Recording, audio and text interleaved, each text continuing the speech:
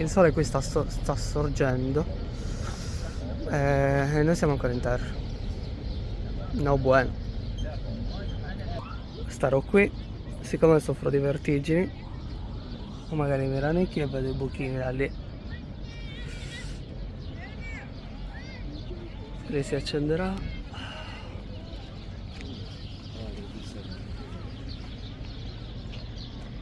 Sei pronta? Sì. Sei pronto? Sono pronto?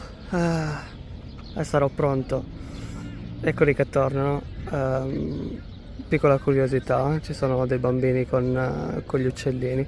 Con degli uccellini ti chiedono di toccarli, se li vuoi tenere, ovviamente devi dare delle mance. E prima è venuta la polizia, un tipo giusto con un mitra, e ha acchiappato un bambino, sicuramente gli ha detto di non disturbare, anche perché è abbastanza illegale. E il bambino è scappato. Amici viaggiatori, benvenuti nella nuova e ultima puntata della serie dedicata all'Egitto. Ci troviamo ancora a Luxor e oggi iniziamo la nostra avventura alle 5 del mattino, tra città e montagne, per farci un bel giro in mongolfiera. Premetto che soffro di vertigini e l'altezza mi irrigidisce proprio le gambe, però questa, dai, era un'esperienza che andava assolutamente fatta. È un tour molto popolare qua a Luxor e se decidete di farlo vi consiglio di fare quello all'alba. Vi dovrete svegliare alle 3 del mattino, quello sì, ma credetemi che ne vale davvero, davvero la pena. Le mongolfiere sono molto grandi e ospitano varie persone. Ogni cesto ci può far stare minimo 4 persone dentro, tra le 4 e le 8.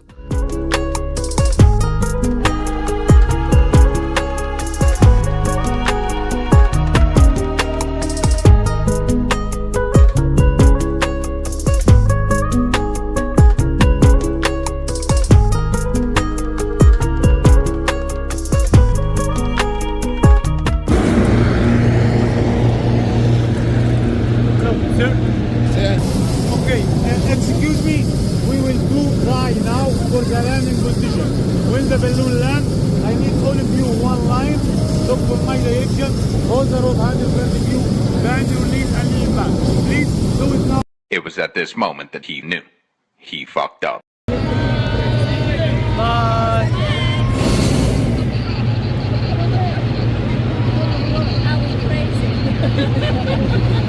You only live once. 我们飞起来了。啊，那个太那个了。能看清吗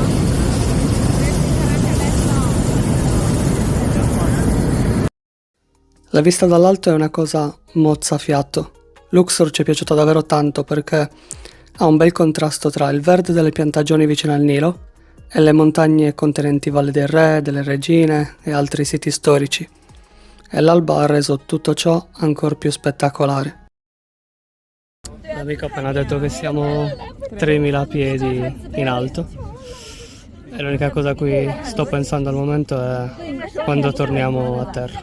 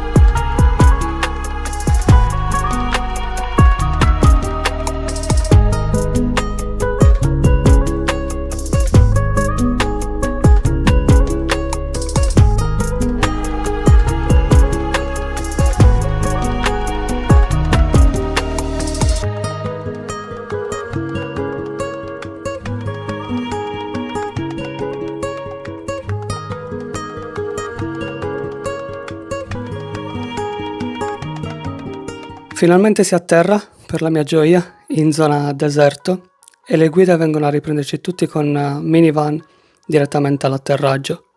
Anche qua si trovano sfortunatamente svariati bambini che chiedono mance e soldi per mangiare e la situazione era un po' triste perché in teoria dovrebbero essere a scuola ed invece sono qui dalle 5 del mattino a cercare di fare qualche soldo. Sono anche un po' insistenti, ma basta dire di no un paio di volte e poi ti lasciano in pace, diciamo. Il van lascia i turisti al proprio hotel, ma siccome noi avevamo l'alloggio dall'altra parte del Nilo, abbiamo avuto modo di prendere pure un water taxi. Molto carini, tradizionali, ed essere riuscito a attraversare il Nilo anche solo per un giro veloce è qua stato qualcosa di speciale.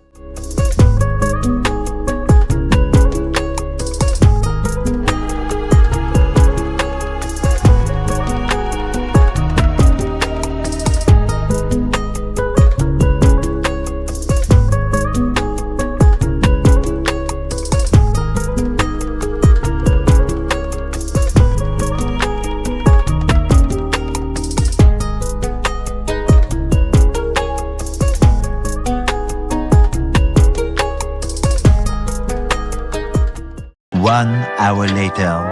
La giornata ovviamente è appena iniziata perché dopo aver finito in mongolfiera ci siamo spostati direttamente alla seconda tappa di oggi, ovvero la Valle del Re.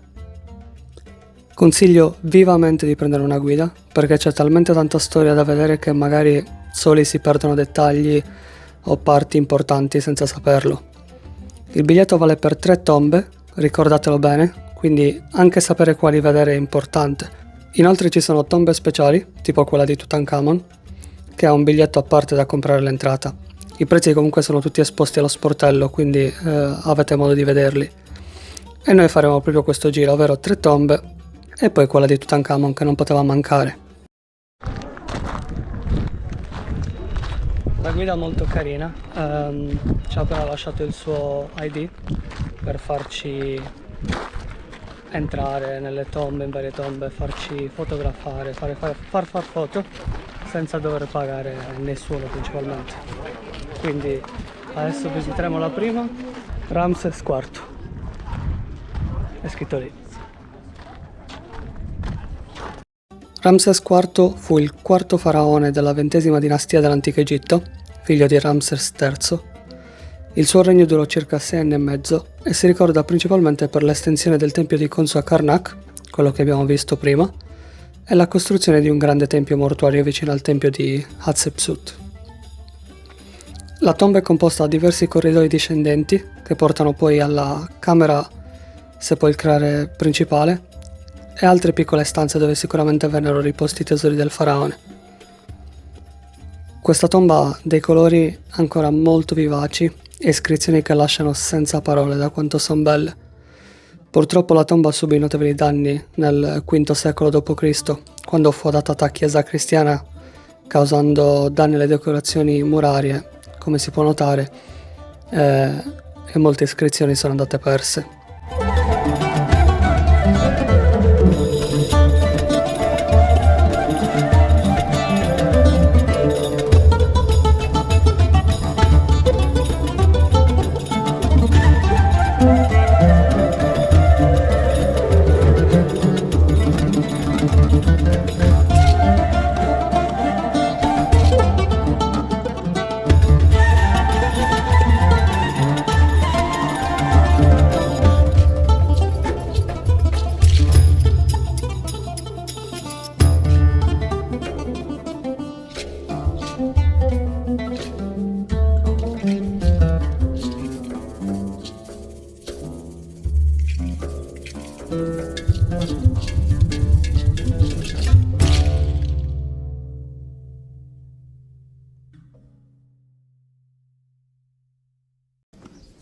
La seconda tomba, Ramses IX,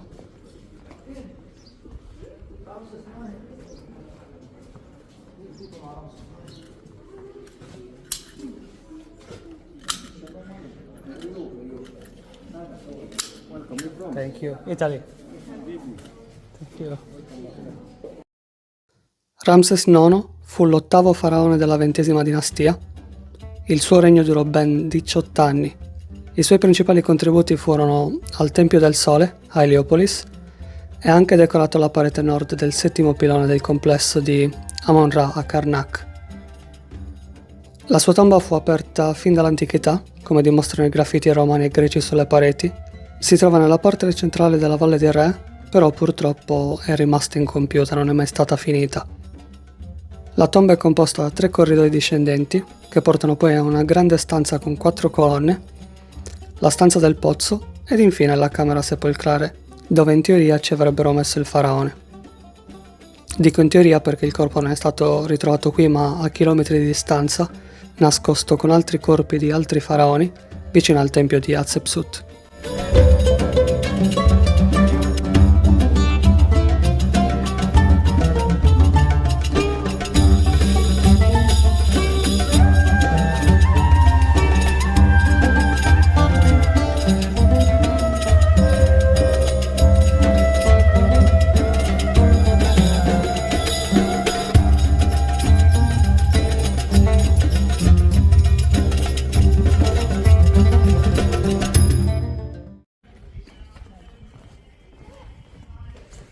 Ramses III, il suo ticket.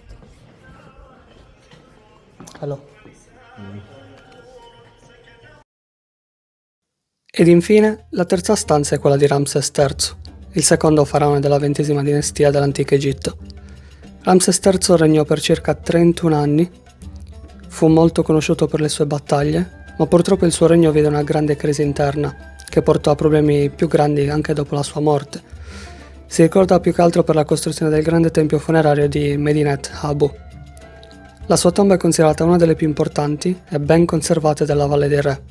È lunga circa 188 metri ed è decorata con splendidi rilievi e dipinti che rappresentano scene della sua vita e del regno del faraone, tra cui le sue campagne militari e i suoi progetti di costruzione. Dopo il corridoio discendente principale si trova una stanza con delle aperture laterali, con una di esse che porta ad un'ulteriore stanza laterale. Continuando a scendere poi ci sono anche i corridoi che portano alla camera funeraria, ma purtroppo per noi quella parte è chiusa al pubblico, quindi non è visitabile.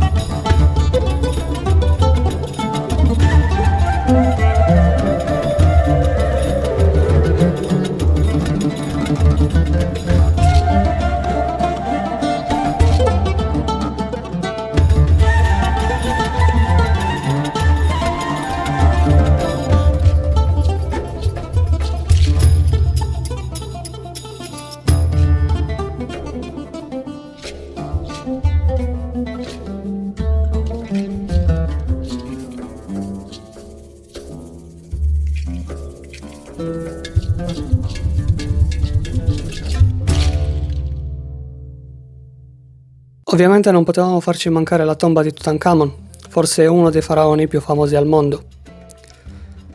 Tutankhamon fu un sovrano dell'antico Egitto che regnò durante il Nuovo Regno, appartenendo alla XXVII dinastia. Salì al trono giovanissimo, a 9 anni. Il suo regno fu breve e privo di grandi imprese, poiché il potere effettivo era detenuto dal suo visir, Ai, che praticamente lo controllava, diciamo. La sua morte avvenne intorno ai 19 anni e le cause rimangono tutt'oggi un mistero perché soffriva di tante malattie. Quando hanno scoperto il corpo hanno scoperto anche tante malattie legate a esso, però non è mai stato confermato che una di quelle fosse la causa della morte. La vera fama di Tutankhamon comunque deriva dalla scoperta della sua tomba intatta, ovvero mai deturpata, nella Valle dei Re nel 1922. Questo poiché era ben nascosta dietro praticamente un'altra tomba, quindi I saccheggiatori non sono mai riusciti a scoprirla. Il ritrovamento rivelò un tesoro straordinario composto da più di 5.000 oggetti.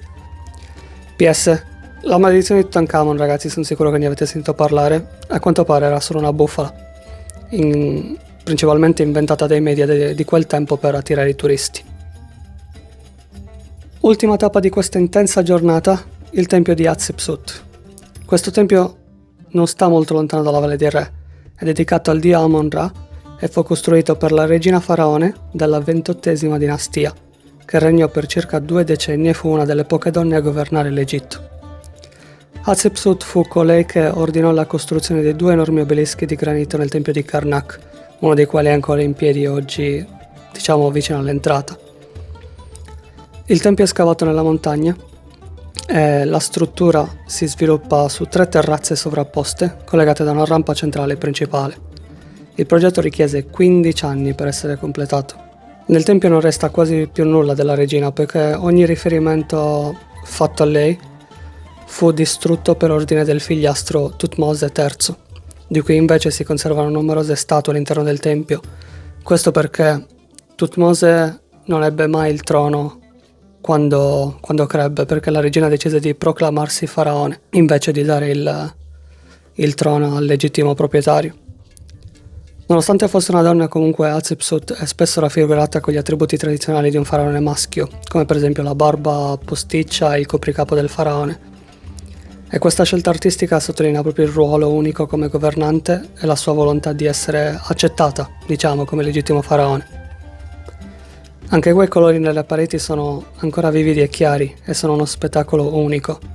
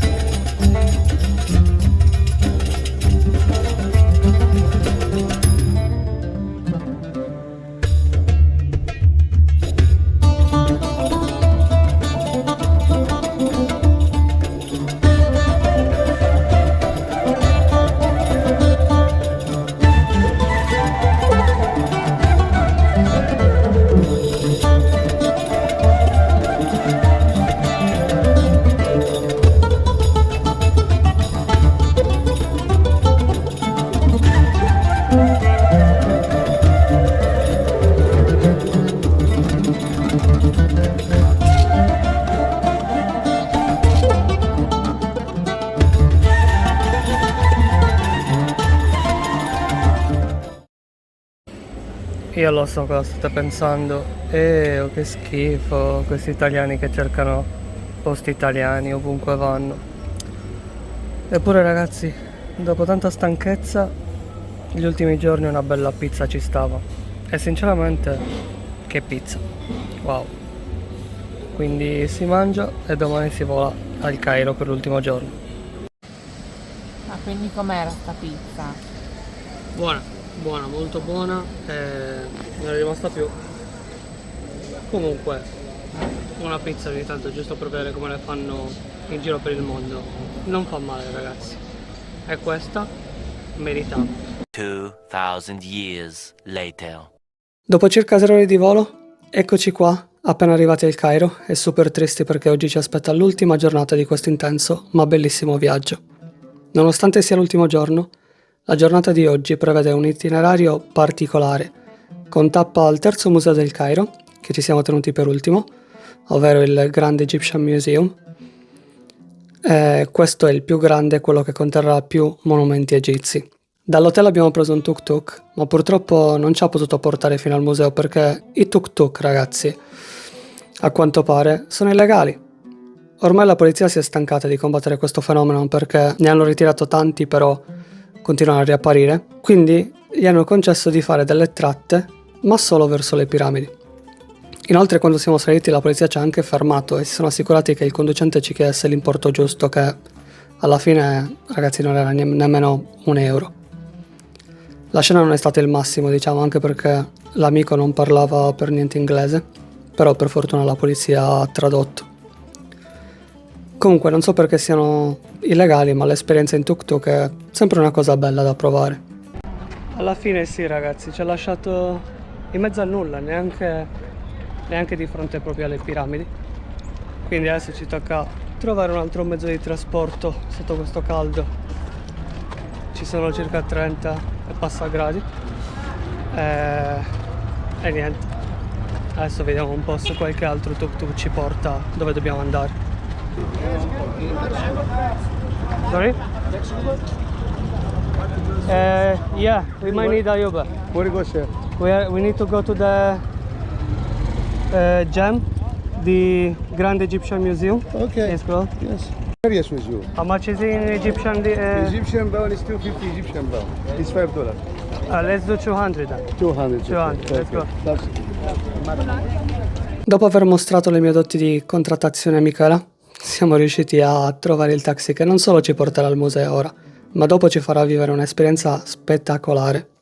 Comunque alla fine ce la siamo cavata con 200 pound, no, 200 Egyptian pound egiziani. Adesso siamo al museo e a breve entreremo, vediamo un po' la situazione. Proprio di fronte alle piramidi, praticamente. In questo museo si dice che facciano un po' di problemi per chi fa video, foto, quindi cercheremo di non farci notare adesso. In verità il problema alla fine l'hanno fatto solo per il selfie stick. A quanto pare non si poteva portare dentro, non so perché. Te lo fanno mettere in questi sportelli controllati dalla polizia e ricordatevi questo: lasciare la cosa lì è gratis. Purtroppo al nostro ritorno hanno provato a chiederci soldi per riavere lo stick indietro, per questo ve lo dico, ma se gli fai capire che sai che è gratis, diciamo che non insistono più. Però la scena non è stata delle migliori, ecco. Ma parlando del museo, è il museo più grande del Cairo, pronto ad ospitare più di 100.000 reperti.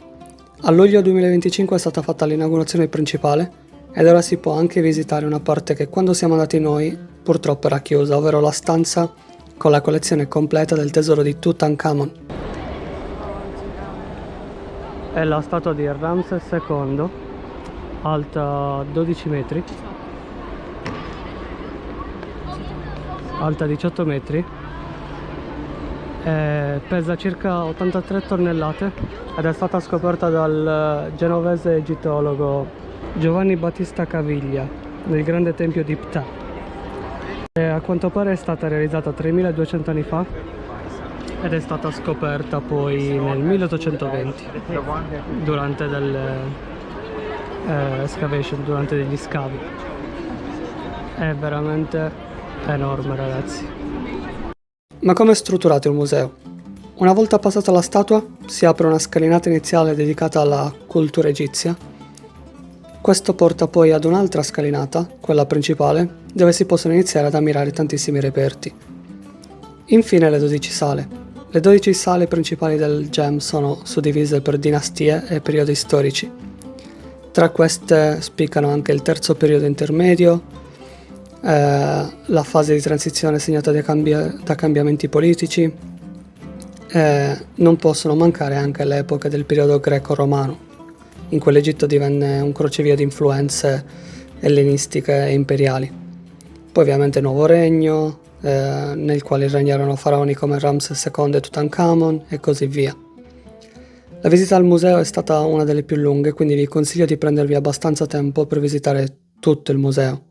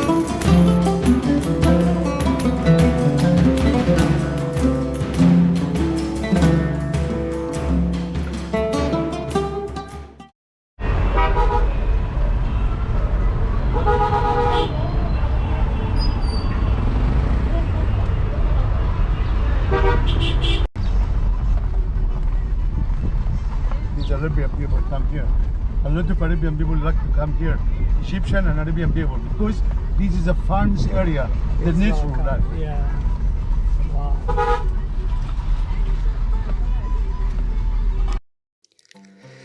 Bene, prima vi ho detto che il tassista ci avrebbe portato in un altro posto, ed eccoci qua. Siamo sulla riva del Nilo, pronti ad andare a prendere del pane tradizionale appena fatto usando una barca random. Tutto ciò è capitato perché abbiamo chiesto al tassista di consigliarci un posto perché avevamo fame e quindi volevamo mangiare un piatto tipico. E lui ci ha rifilato questa sorta di escursione che a quanto pare fanno solo per il turismo locale. In pratica le persone in barca non parlano neanche inglese, infatti lui è dovuto venire con noi e farsi il giro in barca. Per quanto tutto il contesto fosse strano, è stata la cosa più bella fatta in Egitto senza essere nemmeno programmata. Io sono una persona molto organizzata, chi mi conosce lo sa, avevo l'itinerario preparato da mesi per l'Egitto, ma imprevisti o comunque robe casuali e random del genere sono le mie preferite. This is the local one, not for tourists. Yeah. A local, the beginning life. This is here the local, normal local pharmacy. If you want to walk here, all the here the farms and the trees. Beginning life. Yeah. No rich people, only little house rich. You Wow. come here for you enjoy. Fresh for queen. Wow, very fresh. You don't find this any restaurant. Wow. Photo, real. Take photo. Thank you, shukran. Yalla bina. Let's go. Yalla bina. Yalla? Yeah, Yalla bina. yeah. Shukran, thank you.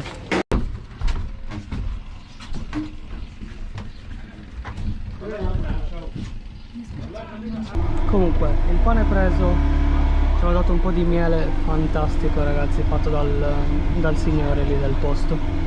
Comunque ho la foto di Saddam Hussein, l'amico, non l'ho fatta, non l'ho ripreso, però molto interessante. E ragazzi, qui è tutto gente locale del posto che non lo so se ha mai visto turisti. E spero che gli siamo simpatici, però sì, il cibo sembra molto interessante. Abbiamo deciso di aspettare un attimo perché tra 10 minuti finiscono il digiuno. Il nostro tassista dovrà pregare un attimo e poi abbiamo deciso di mangiare tutti insieme. Vogliamo aspettarli anche perché ci sono 3 persone nella barca, di cui uno è un ragazzino, e ci dispiace, diciamo, mangiare davanti a loro, anche bere, quindi stiamo aspettando. Manca poco al sunset, al tramonto, e poi mangeremo tutti insieme.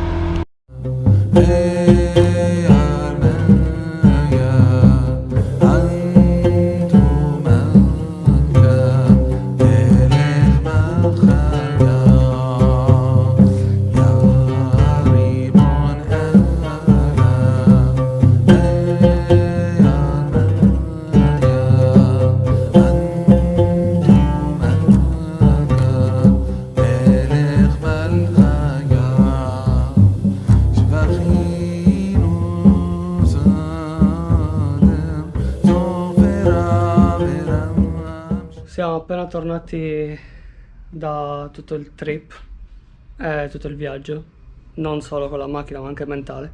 È stata davvero forse una delle giornate più belle che abbiamo passato qui in Egitto. Non tanto per le cose viste, siamo andati anche al museo, comunque prima l'avete visto nelle foto, nei video, ma soprattutto per l'esperienza locale che abbiamo vissuto. Ci ha proprio portato in un porticciolo locale dove la gente del posto viveva lì. Hanno questa barca che costa relativamente tanto per loro, però ci fanno un business, ok? È un business che a quanto pare è per locali, quindi gente del posto che va a trovare altra gente del posto dove fanno il pane, dove fanno il miele, e ovviamente lo comprano locale. E wow, è stato davvero interessante. Ci siamo sentiti un po' al sicuro quando ci ha portato nella casa del sostenitore di Saddam Hussein, che poi è quello che ha fatto il miele e il pane, però niente da dire, assolutamente tutte persone fantastiche, molto gentili, ci hanno dato anche acqua, Coca-Cola, ci hanno trattato davvero davvero bene.